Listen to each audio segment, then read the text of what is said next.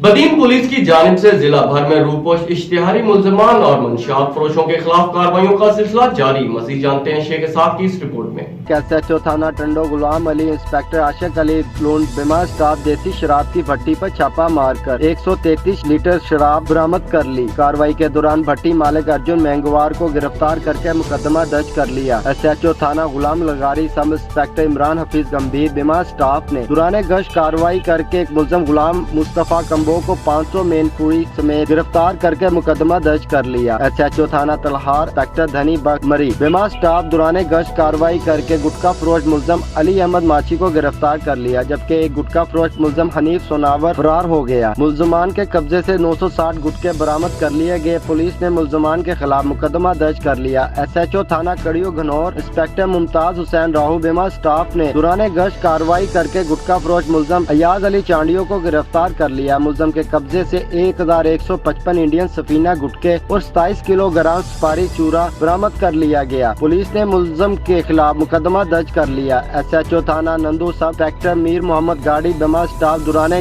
कार्रवाई करके गुटखा फरोश मुल्जिम मोहम्मद उमर बगियू को 840 गुटखा समेत गिरफ्तार करके मुकदमा दर्ज कर लिया। मजीद कार्रवाई के दौरान एसएचओ थाना नंदू ने चोरी के मुकदमात में मतलूब रूपोश मुल्जिम गुलाम अली जुनेजो को गिरफ्तार कर लिया।